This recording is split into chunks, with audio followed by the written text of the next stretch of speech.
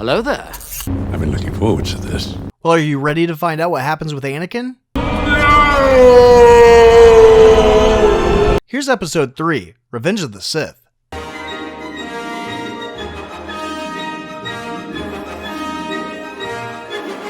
I have a bad feeling about this. So Chancellor Palpatine has been kidnapped by the droid army, led by the cyborg, General Grievous. Obi-Wan and Anakin are on their way to rescue him, where they're using the clone pilots to take all the fire so they can get to the ship. Anakin wants to help them, but Obi-Wan tells him to just let them die like they're supposed to. No, they are doing their job, then we can do ours. Obi-Wan is in trouble, so Anakin risks the mission to save him. That wasn't much of a rescue. They get on the ship and locate Chancellor Palpatine. So they tell R2 to hide, but give him a radio that gives away his position when the elevator stops. It's insulting. R2 gets caught restarting the elevator and covers the droids in oil and sets them on fire. Get him, R2. And I guess they just give up on trying to get him. Obi-Wan and Anakin make it up to the observation deck, where they find Palpatine handcuffed to a chair, completely unguarded. I sense a trap. But then Count Dooku comes in with some bouncer droids. Palpatine wants him to call for backup, but Obi-Wan gets super cocky. Sith Lords are our specialty. I mean, he may have taken out Darth Maul, but I think they forgot what happened the last time they tried to fight him. They both ended up whining on the ground, and Yoda had to come and save their butt for the second time that day. That business doesn't count. They attack Dooku together this time, but the droids don't shoot right away for some reason. And then when they do, it's like they only want to shoot Obi-Wan. He takes him out, and Dooku throws him like a ragdoll, and then gets trapped under a platform. Anakin fights Dooku, who calls him a chicken, and then Anakin cuts both his hands off for payback. He cut off your arm. You wanted revenge. Palpatine tells him to kill Dooku, but he's like, I really shouldn't. But Palps is like, do it. Do it. And he's like, that's a good argument. And Dooku's like, no, that argument sucks. And Anakin cuts his head off. What have I done? So Anakin feels really guilty about killing him when he was unarmed. But Palpatine's like, dude, it's not the first time you've gone psycho. Remember when you told me about slaughtering those Tusken Raider kids? That was much worse. So this is cool. He releases the Chancellor, and he tells him to leave Obi-Wan, but he won't do it. I'm not leaving without you, Master. On the way out, they get caught in a trap and taken to General Grievous, who has a bit of a cold. No loose wire jokes. They get loose pretty much right away and fight their way out. Grievous breaks a window and escapes, Time to abandon ship. taking all the escape pods with him, so Anakin has to crash land the ship, but luckily finds a landing strip. You call that a landing? When they get to the capital, Obi-Wan and Anakin jerk each other off verbally. I'm haunted by the kiss that you should never have given me. Oh no, I'm not brave enough. Hold on. This was your idea. Before they separate, and Palpatine and Anakin go meet with the Senate. Mace Windu is there too, to let them know that finding Grievous is the Jedi's top priority.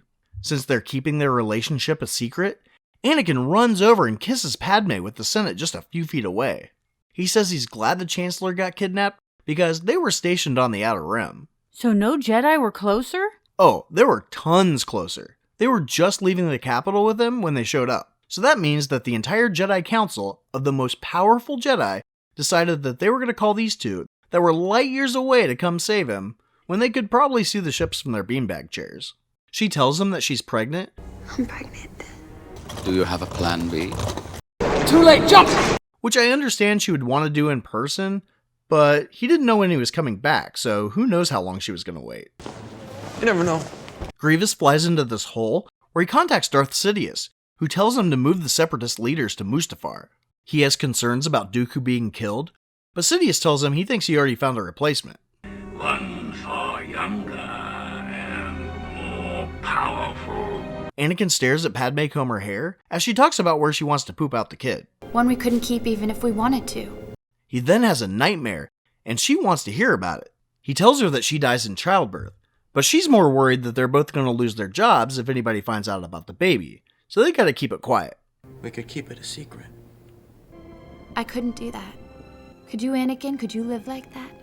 He then goes to Yoda for advice about his dreams, and he tells him to dump her ass. Let go of everything you fear to lose. But what Yoda should have said was, you can see the future We've been having problems with that for like a decade. Why didn't you tell us? Impossible to see. The future is. Clouded this boy's future is. In fact, you should probably stay in the capital for a while and just focus on trying to see the future. And we'll investigate anything you see. Oh, it's a senator you see dying? We're gonna do whatever we can to keep them alive. It's not like it's your mom. We don't care about her. The Jedi are selfless. They only care about others. I guess Anakin could have tried saying, "Holy crap, Padme's in danger again. I guess we should try to save her. That chick's always about to die." I don't need more security. Obi-Wan warns Anakin about Palpatine because he's being granted power and wants Anakin to be his representative on the Jedi Council. Me, a master. Mom, I did it! Yeah! You are on this council, but we do not grant you the rank of master. So he throws a baby fit, showing exactly why he shouldn't get it. How can you do this? This is outrageous. It's unfair. They then ask him to be a double agent. When he doesn't like this, Obi-Wan tells on him. Snitch. I was about to say that. He also asks Mace Windu and Yoda if they think that Anakin is the chosen one, who will destroy the Sith and bring balance to the Force. How will killing all the bad guys bring balance? Shut up. If everyone's good, it's balanced. Good is a point of view, Anakin. Anakin complains that he thinks the Jedi are breaking their own rules, and they should go back to the way things used to be. And Padme's like, well, I think the Senate is breaking its own rules and should go back to the way it used to be. Maybe you should bring that up to Palpatine since you're such good friends. But he's like, how can you think that way? That sounds like treason. You should go say that in public. So I guess he forgot that his motivation was to keep her alive, and that treason is punishable by death. I agree. Bad idea. So Anakin goes with the Chancellor to watch some bubbles, and he tells him that they located General Grievous. He also tells him a legend about this dude who could keep people from dying. Well, that's lucky. Well, Anakin wants to learn how to protect Padme while she's preggers, but he says it's a Sith power. The dark side of the Force is a pathway to many abilities some consider to be unnatural. Yoda is on Kashyyyk, where the droid army is unloading, so the Wookiees wait until they're ready to attack. Palpatine wants Anakin to go after Grievous, but the Council wants Obi-Wan to go, and they can't seem to help rubbing it in. A master is needed. I concur. Jerks. But Anakin seemed to learn his lesson from earlier, and just tells Obi-Wan how much he appreciates him and how good of a teacher he was. But Obi-Wan's like, no, you're such a good Jedi, you make me look so good. Isn't it great how much we like each other right now? He will not let me down. He never has. But then Anakin has another Padme death dream. Oh, I see it. Oh, this is going to be easy. And sees his best friend trying to save his wife's life, so now he's so pissed off he can't play video games. Did you press the stop button? No, did you? No. So he thinks Obi-Wan's going to be the hero of the day, so he runs over to Padme and promises he's going to be the one to keep her alive. You will not take her from me! So Obi-Wan lands in the hole, where this vampire tells him that Grievous is still up there. Can't trust vampires. Trust me. He rides a noisy lizard up to the rafters of this hangar, where he jumps down and is surrounded by droids, but Grievous wants to fight him one-on-one. I will deal with this Jedi slime myself! That is, until the clones show up, and Grievous gets on a unicycle and runs away. So Obi-Wan follows him on the lizard. This weapon is your life. Try not to lose it. The Jedi want to remove Palpatine from office if he doesn't step down after Grievous is defeated. But Palpatine told Anakin that the Jedi secretly want to run the Senate. And this is where Anakin realizes that Palpatine is Darth Sidious. Yes, Anakin, come closer. I have good news. And he's controlling both armies, but he says that he can save Padme, so he's just going to tell the Council what's up instead of killing him. Snitches get stitches. Obi-Wan catches up to Grievous, and he thinks it's a good idea to punch and kick the robot parts. Grievous throws him off a ledge, but he gets a gun and shoots the squishy parts, that are apparently very flammable. Anakin goes to Mace Windu and tells him that he thinks Palpatine is a Sith Lord.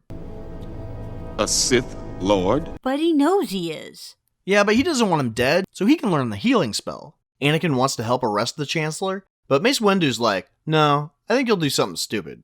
And then he thinks about it and goes to save Palpatine. Is that bad?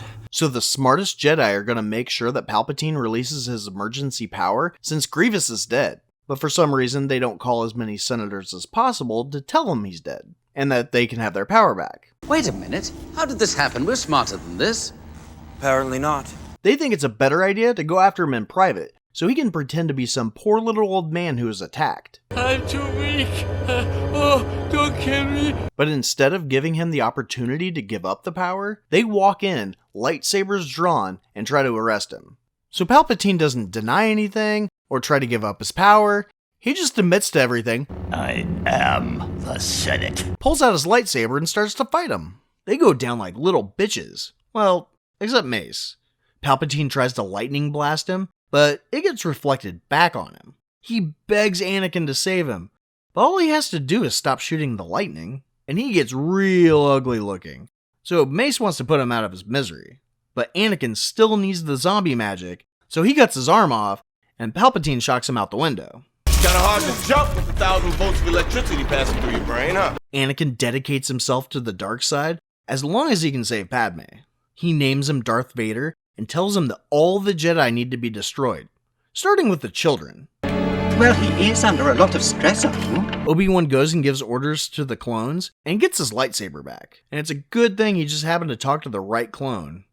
Oh, yes, thank you. But then Palpatine executes Order 66, a command for all the clones to kill the Jedi. I guess Yoda didn't read their instruction book. But they start killing all the Jedi all over, except Yoda. The Wookiees give him a ship to escape. Obi-Wan escapes too, but gets a message from Senator Organa. Anakin makes sure Padme is okay, and says that he's loyal to the Republic, so he tells her where he's gonna go murder some people. On Mustafar, where they mine lava apparently, Anakin kills all the Separatist leaders. Please. Don't. Palpatine holds an emergency Senate meeting where he creates the Galactic Empire. Yoda and Obi-Wan find a video of Anakin taking his Sith oath. I will not kill Anakin. Don't let your personal feelings get in the way! Obi-Wan thinks that he can be saved, but Yoda's like, no, he's lost, just go kill him. He then goes to Padme to ask her where he can go kill him at. Well, she won't tell him, but she also decides that she wants to go see him, so Obi-Wan stows away on the ship because she has pretty crappy security for a senator. 3PO will look after me. So Yoda walks in like a badass, totally ready to fight, and the Emperor's like, alright, I'm gonna throw some lightning at you. And then Yoda's completely surprised when he does. But then Yoda uses the Force to push him into a chair. I'm too weak. Don't kill me. And the Emperor gets scared and tries to run away. He's a coward. And that's when they start a lightsaber fight that goes all the way up into the Senate room. So they're jumping and flipping, and the Emperor, who kind of looks like a naked mole rat now, starts throwing chairs at Yoda.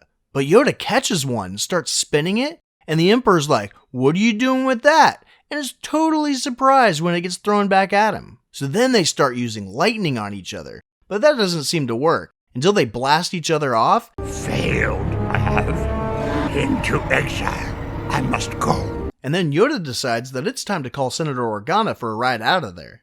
Padme arrives on Mustafar, and she tries to convince Anakin not to go to the dark side. And he's like, but you're gonna die, and I'm gonna save you when you do. He then tells her his plans for overthrowing Palpatine and ruling the galaxy with her. And she's like, I'm not really into that sort of thing. Honestly, this seems like something they should have talked about before they got married. But she's not getting through to him, so I guess Obi-Wan decides that her turn is up. And because he decides to pop out in the middle of their marital spat, the negotiator. We'll never know if he was planning on jumping on Padme's side of the argument or pulling out his lightsaber. Traitor. Because Anakin just starts strangling Padme, thinking she betrayed him. Obi-Wan's like, dude, you just strangled your pregnant wife. I guess it's too late for you. I mean, I wanted to save you after you slaughtered those brats in the temple, but this is too far. So Obi-Wan pulls out his lightsaber first, even though Jedi are strictly ordered that they can only use their lightsabers to protect or defend themselves. It's not the Jedi way. And then they start fighting, and they are just breaking all sorts of stuff throughout this building. So they get on top of this conference table, and it turns into an episode of WrestleMania. Anakin loses his lightsaber, but Obi-Wan just keeps going at him. He even tries to strike him down, even though he swore that he wouldn't kill him. In the name of... And then they take a break from fighting to do some late 90s glow stick dancing. At one point, they realize that lightsabers aren't working anymore, so they decide to use the Force and end up pushing each other onto a control panel that turns off the shields on the mining equipment. Since they're pretty evenly matched with lightsabers, they go out on a balance beam to make it harder. Well, the equipment starts falling apart, and they end up falling into the lava river to keep fighting. Obi-Wan grabs a rope and swings onto this platform. I'm running out of tricks here. But Anakin jumps on top of this droid that's like, dude, I'm trying to work here. And they keep fighting. Move to the right. Hold on, Anakin. You're gonna get us both killed. Anakin jumps on the platform but almost falls off. So Obi-Wan jumps on land. Another happy landing. And is like, Anakin, I've got the high ground now. You better not do what I think you're gonna do. And Anakin's like, I'm gonna do it. So Anakin jumps and he gets all of his limbs cut off. Oh dear.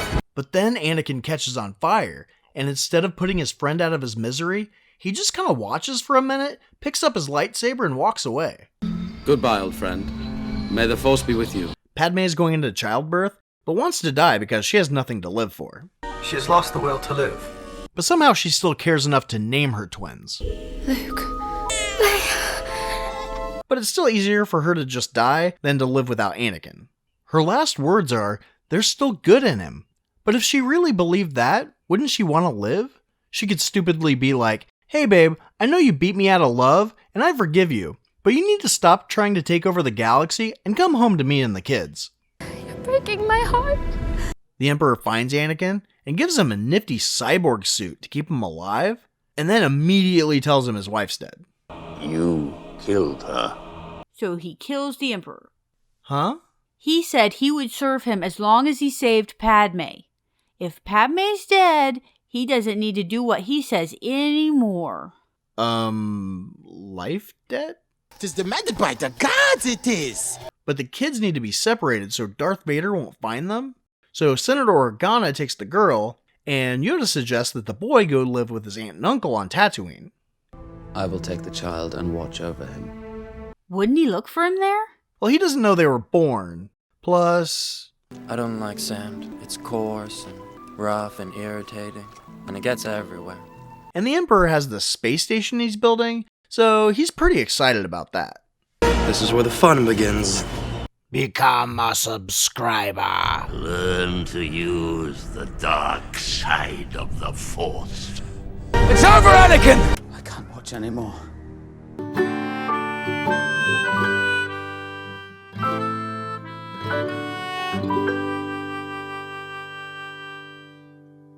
May the Force be with you.